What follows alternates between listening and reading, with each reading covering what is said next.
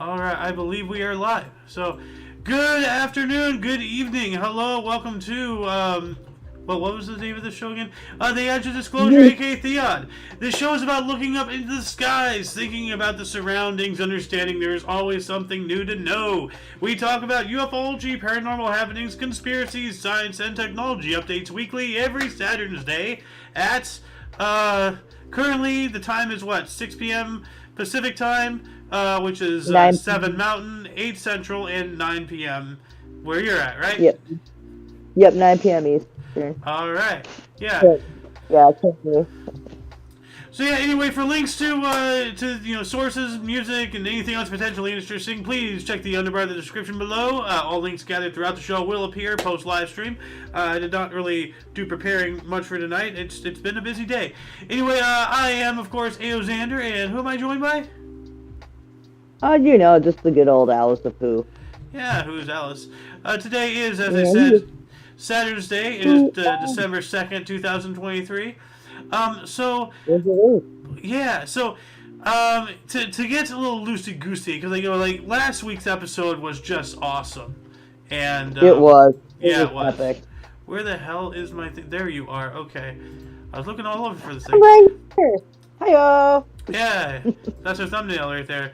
But yeah, no, like, looking up in our Edge of Disclosure channel here, the first topic of discussion we have is the Black Knight satellite, which a lot of people know about that. We not to be confused with the Black Knight film, but no, this is a thing in space that's been floating around for a long time. And but Alice, like, what do you know about this and whatnot? So from what I understand, this thing has been up, and this has been reported by scholars for hundreds of years at least, and it's been spotted like from the ISS station, from like people in space, like going up and doing whatnot, fixing the Hubble. They've seen it and reported it, but apparently it's been in orbit for at least a few thousand years is what the rumor is. Rumor has it. So, Yeah, well, but as you it's like said, a the weird rumor right here, it says, according to some UFO conspiracists, the Black Knight is an artificial satellite of an extraterrestrial origin that has orbited Earth for approximately 13,000 years. According to the wiki, here, and, take that with a grain of salt. But then you go on to here, in 1954, UFO researcher Donald Kehoe told newspapers that the USAF had reported two satellites orbiting Earth had been detected. At the time, no country had the technology to launch a satellite. So, like, Yep. The 13,000 year thing, I can understand how most people can, like, not believe that, and I don't fully believe or disbelieve anything, but this is a stretch to me. But the 1954 here, like, we're getting into something a little bit more concrete. Yeah, I don't confirm or deny the presence of the Dark Knight. Like I've never personally seen it, but like maybe if I got a telescope, maybe one night I'm like, one day I'm just like, oh, what's that in the sky? Yeah. It's definitely an interesting topic because like everybody like I hear a lot of people talk about it, but I don't know like everything about it. But I do know that apparently it is an artificial like satellite that's been orbiting, and some people would say it's like a probe that's just like overseeing and shit our planet. Might be a probe, might be an observation, something or another. It might be a controlling apparatus. Like, I don't know. Like, there's also the whole thing about, remember when Nikola Tesla, was saying that he was receiving transmissions from aliens and whatnot, and that's how he was getting all these ideas. And Tesla, like, he's invented some pretty crazy stuff. Like, the earthquake machine story. That's spooky. But like, I think it might have been from the Black Knight. Might have been the the transponder. It received the message from whoever was sending it, and then put it into Tesla's head. Like that very well could be. I mean, like you're absolutely right. I mean, that could be it. But like, what was I saying? I heard here's a picture of Tesla right here. Tesla, dude. Well, he also created free electricity for everybody, but nobody wanted that. Well, no, he was trying to, and then Westinghouse and Edison like shut him Yeah, down and yeah, destroyed him, so he could have no chance yeah, because it threatened a way of them making money, and they're greedy SOBs. yeah. So, They essentially ostracized Tesla from the community. Well, that and Edison was always just heard about him. well, no, they dragged him through the mud. They tried to belittle Thomas Alva Edison was the inventor of direct current, and Yeah. Tesla was the inventor of Okay. alternating current. And like one Yeah. of the absolute most satanic things I've ever heard anybody ever doing ever in the history of ever was when Thomas Alva Edison, using his own direct current, saying it was Tesla's alternating current, used it to electrocute to death Topsy the elephant on television. He murdered an animal to lie about something. Yeah. Like, wow. He electrocuted animals. Yeah. Like what the hell? I Yeah. remember that. Like in that one. Remember the history with John C. Riley and Crispin Glover. Oh, that was horrible. Yeah. Oh, this is what happened. Oh, it died. What happened? What's going Oh, on? it's just me making reference. Oh Oh. no! Oh, it dies. Like when he was like, "Oh, this is what happens when you use alternating current." Oh, it dies. Well, yeah, it needs to It's have cool, man. it's a bouncing current, like you have a current at the beginning, a current at the end, and it's like rather than one source that just beams out, it like a marathon, no, not a marathon, like a relay. You pass the baton, like, oh, here's the charge, here's the charge, here's the charge, and they're just constantly bouncing back. That's what alternating current is, I believe, if I'm correct. Yeah. Well, like that picture you just showed of Tesla, like sitting there with all the electricals going, like the electricity going everywhere. And he's like, "Yep," just sitting there, like, "Yep, I'm all right." Actually, what that is that is two photographs molded into one. If he was really there while that was on, it would have cooked him immediately. But they took a That's what I. photo of him like with it off, and then they took a photo of it with it on, with him away in the chair and everything, and then they just somehow like photoshopped it, like just put one over the other and combined the two or something. That's kind of cool though. Like, Yeah, stop at its finest. yeah. But yeah, no, like the Black Knight satellite is a really, really eyebrow-raising topic here. I wish we had a certain somebody in right now who would actually be able to talk more about that satellite. Like it's a very interesting thing, and I know we know a couple people that have some knowledge of it. Sir Rob is not doing too hot, and I'm honestly really starting to get worried about the man. Like, I sent him a message earlier today. Like, I still need to talk with you about something. Hopefully, we can still do something. But Yeah. I'm really getting worried about him. But anyway, I'll keep in mind. yeah, yeah. Let's move on up here. So from the Black Knight, we're gonna have like a little bit of a shorter show tonight because like it's been a busy couple of weeks, and Alice is here has been going crazy in her own way, and I've been going crazy in mine. Christmas is coming up, trying to move things. Like, no, you've seen the state of that room with all the boxes where all the books are, Alice. I gotta maneuver everything around in different ways because that's where we're putting the tree. We gotta take all that furniture upstairs tomorrow, and I'm not doing the history show tomorrow actually because like I need more time to do stuff. We're still doing the peanut though, that's for sure. So Yeah, and that's at 7 p.m. Eastern time but we'll get into that at the end of the show. We'll give a shout out to the other shows we have. Now you reminded me about this. Going to the moon in 2024 next year. Yeah, February of 2024. Apparently, it's going to be an unmanned flight, but it's the first time that the U.S. is sending a rocket to the moon. I guess in 50 years, I think. And then there's going to be what was the other thing? I think eventually there is a plan for a manned one. In a couple of years here too, and I have Artemis, I think it's called.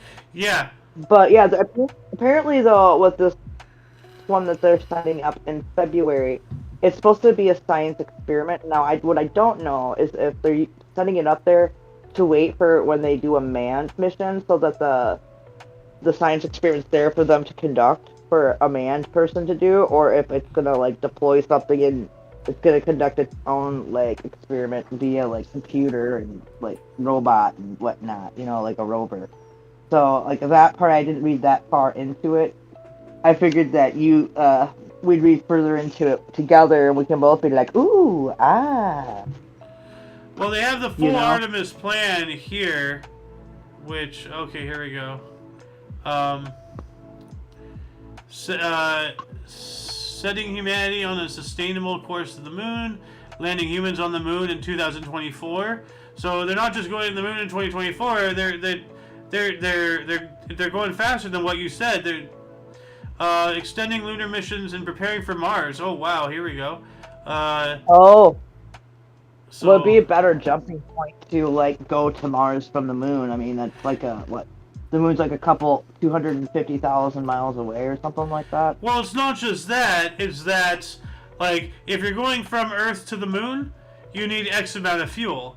If you're going from Earth to Mars, you need even more amounts of fuel, and the more fuel you have, the more weight you have, which means you need more fuel to exit the atmosphere, and it's a compounding problem.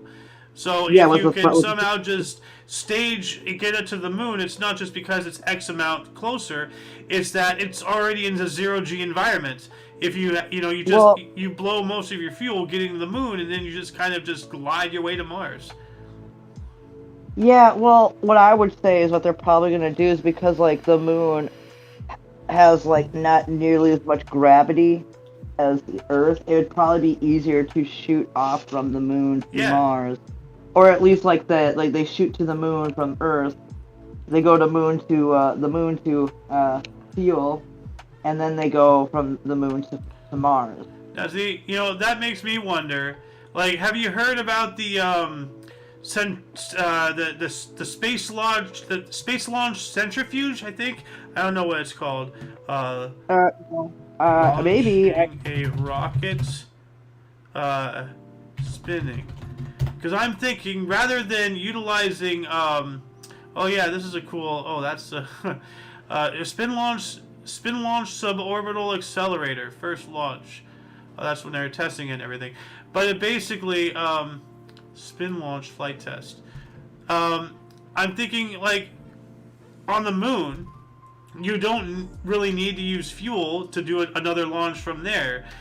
You can launch a rocket that has fuel, in case needs to realign itself or whatever, in the flight or something.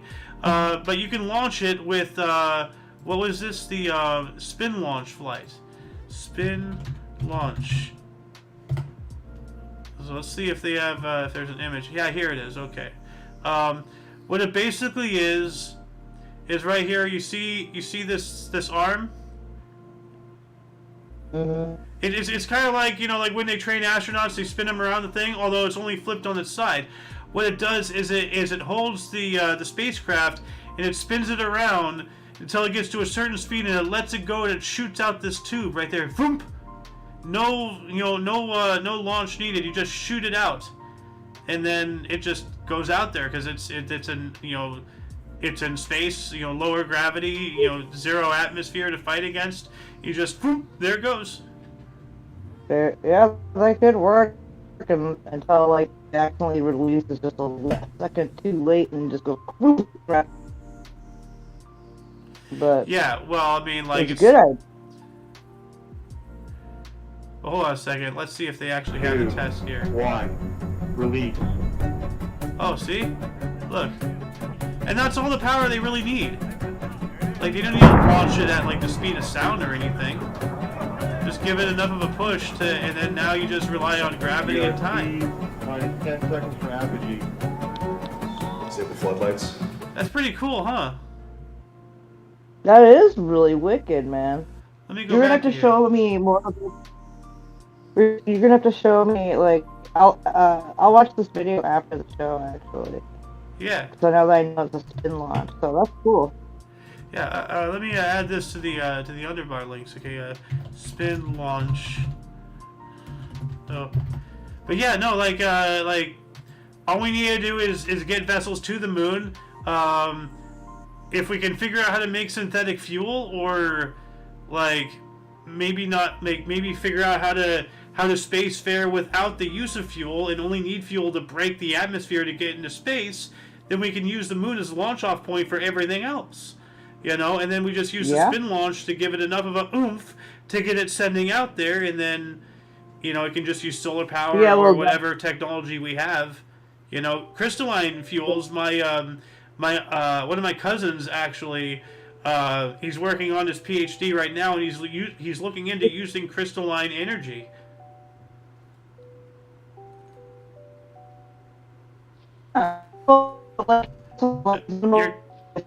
Your robot. Like I would assume is once we get to Mars. Of course I'm getting robot-y. Can you hear me now, sir? Yeah.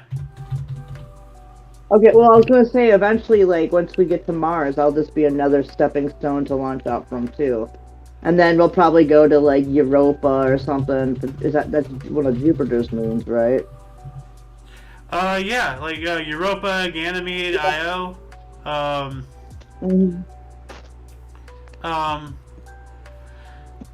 Energy. So we'll probably, like, we'll probably just one stepping stone from one place further out. But, I mean, we're not going to see Europa in our lifetime. Well, maybe. You never know. But there is a good possibility that we'll see Mars in our lifetime. Like, man landing on Mars. Yeah, well, I'm trying to figure out, like, exactly. I need to talk to my cousin again. Like, hopefully he's allowed to talk to me. But, no, like, this is going to sound funny, but you remember Toy Story, right? Mm-hmm. Now, remember when Buzz and Woody first met, he's like, does this civilization still use fossil fuels, or has it unlocked crystalline technology abilities or whatever? Like, like science fiction, rhetoric. Like, as I said, my cousin is, his PhD is working on, like, and I'm not talking about, like, meditation or anything. Like, I'm talking about actual, like, practical use, like, in an engine, which we were talking about cold fusion, which is something else earlier today. It might be a topic we get to today. We'll see. But, like, it's an actual practical energy source tapping into crystalline energy somehow, like the down to, like, like the way it's built on an atomic level. I don't know. Like, the man is a brilliant man, and, like, I'd love to talk with him more. If you can, like, definitely try to. I mean, but, like, there probably is a big possibility that, depending on what he's doing, he might not be able to, like, talk about it either, though. Well, no. This is his thesis into getting his PhD. He's not. This isn't some, like, secret government task he's been given. Like. Okay, yeah, I heard you say thesis earlier. That's right. Okay, sorry. Yeah. I had a brain fart. A moment. I wouldn't know if he was working with government projects. Alice, are you out of even? And then I wouldn't talk about it on YouTube. Are you a nut job, my lady? I swear. Did you really actually have to ask that question? You should already know the answer. Yeah, you have a point there. So. I mean, I hang out with you. For God's sake. But what were we talking about? Yeah, Artemis. So yeah, like Artemis. We are set to here. Let me add this Artemis here. I forgot all about this. Let's see here. Artemis. All right. So yeah, and yeah, they're planning to go to the moon. So we'll have another manned flight to the moon finally. Oh yeah, and I read somewhere, and this doesn't surprise me because this has been bouncing around in the scientific-esque community for a while, utilizing 3D printers to make like structures in the moon base and all that stuff.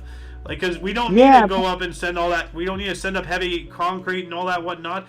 We can just utilize what's there. Like, if you've ever played the game Surviving Mars, it's kind of like that. Yeah. Like, You know, like we could totally utilize a 3D printer up there and build like because like I've seen some crazy prefab like stuff that 3D printers can build that actually people have made houses out of 3D printing.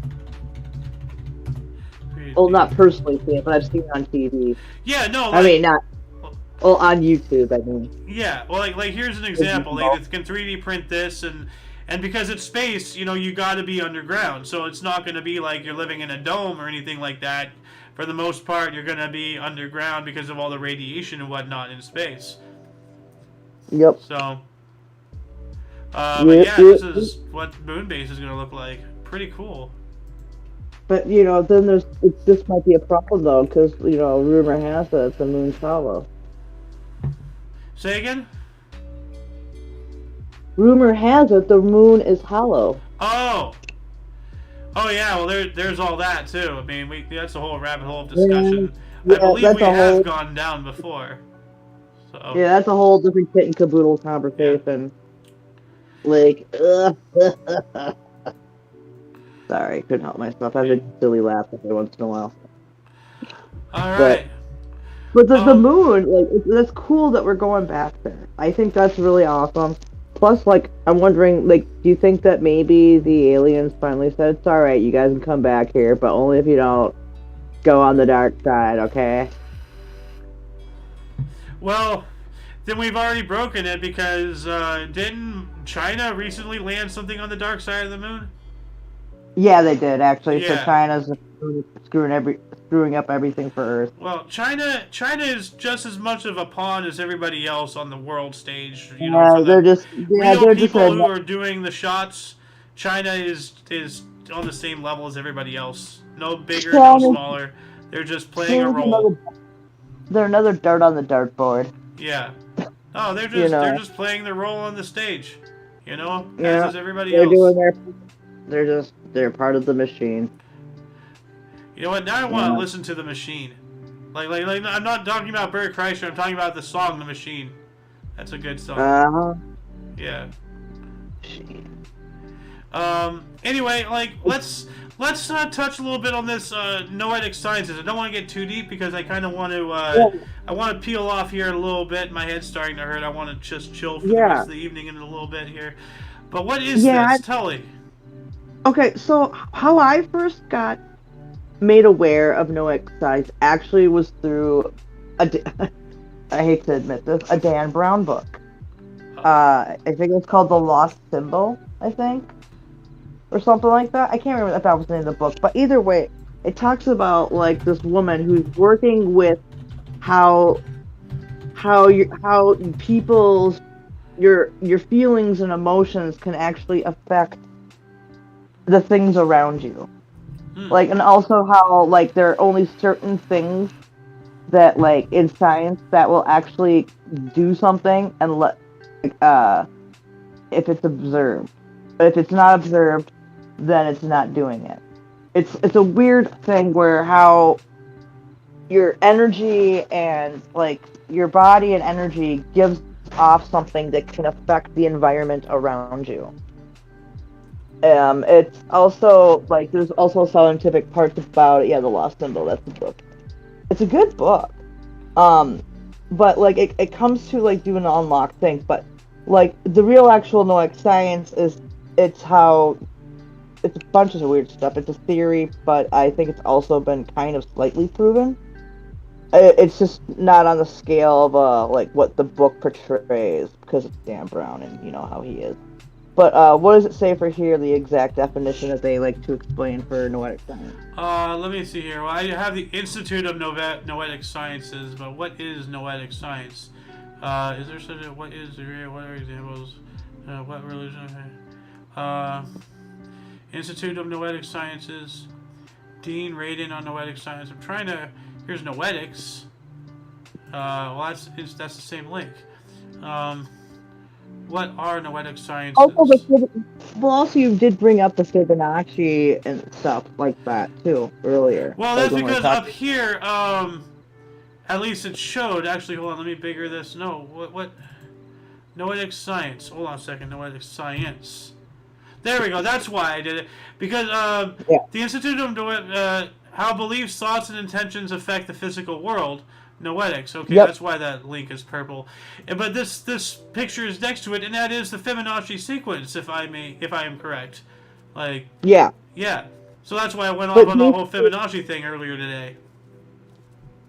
But yeah, they're saying that like it's not like you're having you can like telepathically communicate to one another, but it's how like your physical embodiment actually can physically affect the environment around you. Like how it's been like proven that if you talk to your plants, they grow better.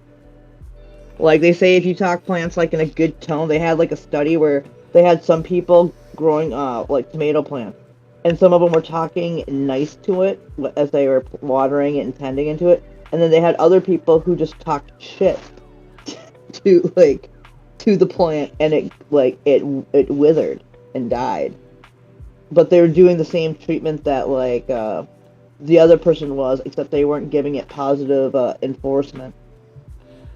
It's a crazy thing. Like there's so much craziness with behind it, but like I believe that I think I have a lot of it has to do because then I can go into like the pituitary gland thing, the third eye, like how noetic science and that maybe like it is just something that we haven't quite unlocked in our brain, and if we do, like we would be able to understand like noetic science and see how we actually do affect the environment around us with our intentions and our thoughts. Like, I'm not saying that is gonna change the world, but I mean, it'd be interesting if we become more enlightened with what we are around a thing. Do Oh you yes, the brain with the Fibonacci. Yeah, but isn't that strange? It's right there at the pituitary. What you're talking about, the third eye. Yep, told Like, you, man. it's not dead center, but it's around there. People put it over.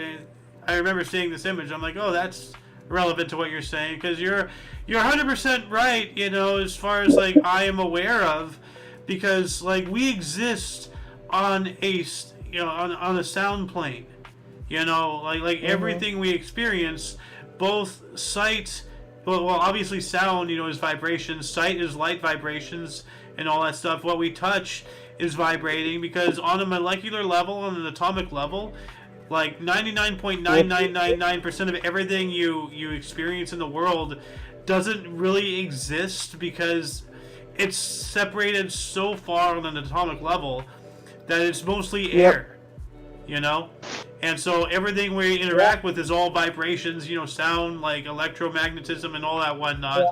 So, of course, Well, like how we feel and how we carry ourselves will affect the world around us because we are projecting a frequency, and that will affect that around us.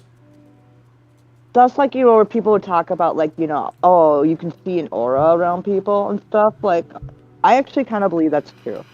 But like I also said when I was a kid, even though I'm touching my fingers, I'm really not touching my fingers right now because between that there is a spot where I am not really touching. This is a vibration between my fingers that I'm feeling right now when I'm rubbing my fingers. So, like, okay, and I really wish this had been a scene in the movie. So, Your Honor, as my evidence, he did not hit her. He didn't. Oh, hi, Mark. I didn't hit her. Oh, hi, Mark. Yeah, no. See, like with this revelation, he in fact did not hit her. So yeah. It was the vibrations between the hand and the face Yeah. that actually hit her. Yeah, in theory. Yeah. Allegedly.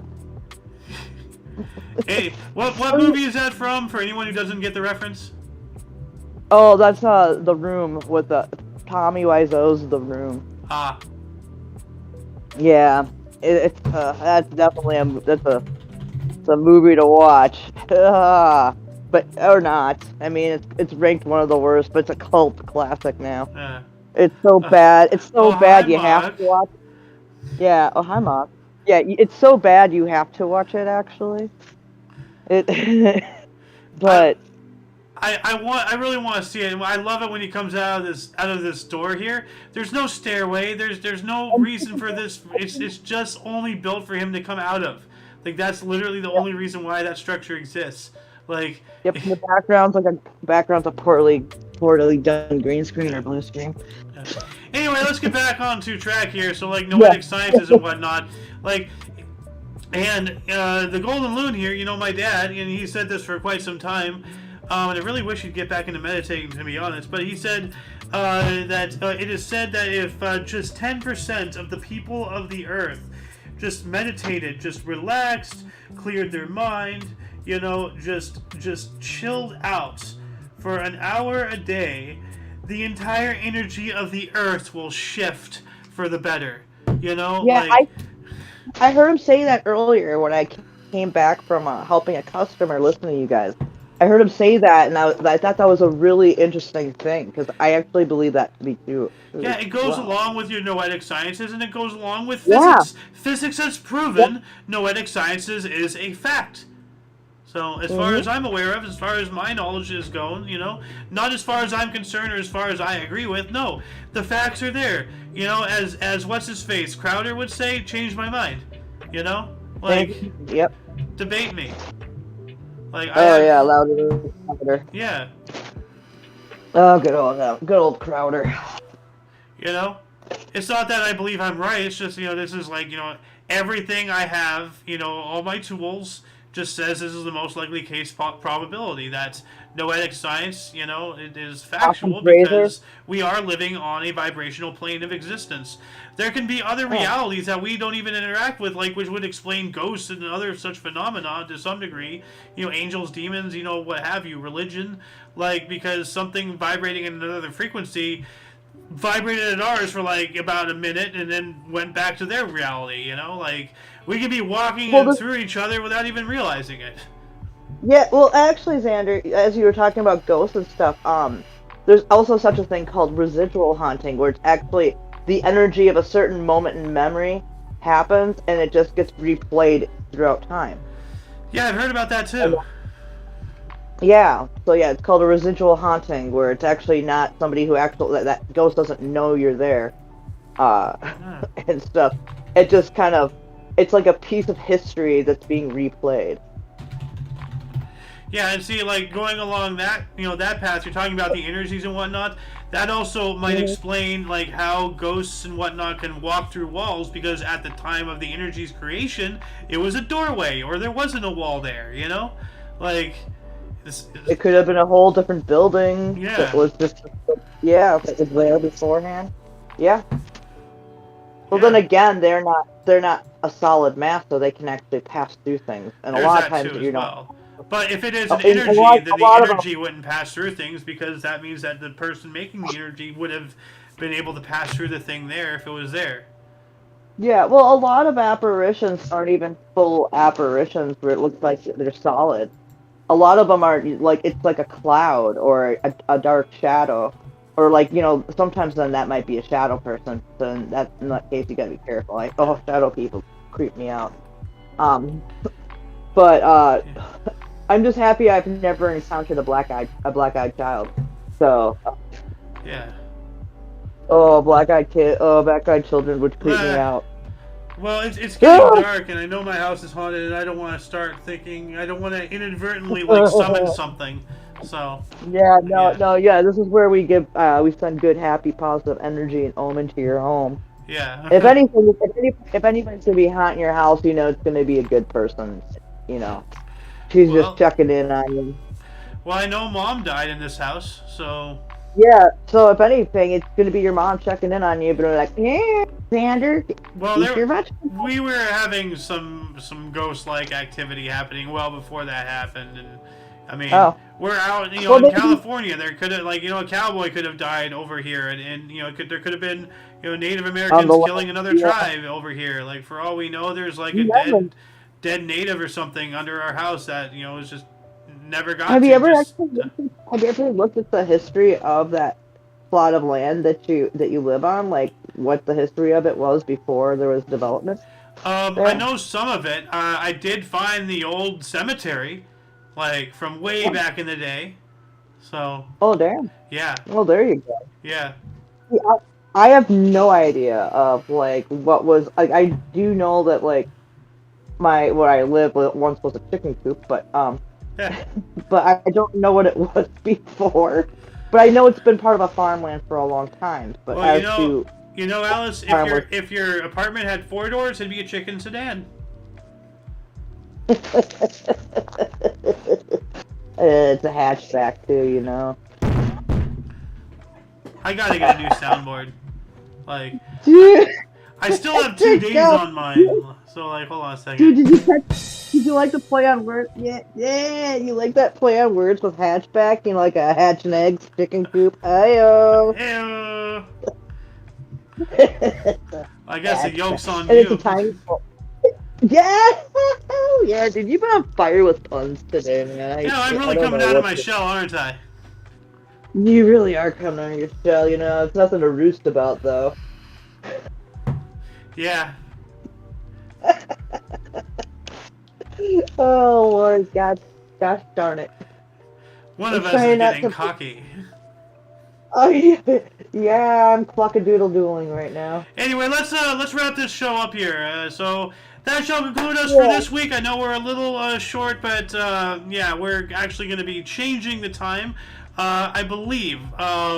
Stick tight, or stick around and sit tight. We will be posting updates throughout our various other shows that we do. Yeah. Well, we do have a Today in History show on the Omni Coalition, and you do still do. Is it Monday through Wednesday? I know Monday. I know you do 2 days off on there. Actually, I'm changing that around. What I'm doing is I'm being just loosey-goosey because we have so many other projects now that I don't have to be crazy about history. I mean, if somebody really wanted to know what happened, they can just, look at the sources that we have and figure it out themselves. Like, the show is just something really for me to do when I have the time now, because now we have a lot of these other projects like the Omni Coalition, Notable Events, Weather and Sports, Talkness, the Omni Coalition News Show. That's every Friday at 3 p.m. Pacific time. We have this show, The Edge of Disclosure. As I said, we're still working on a more concrete time. It is a relatively new show.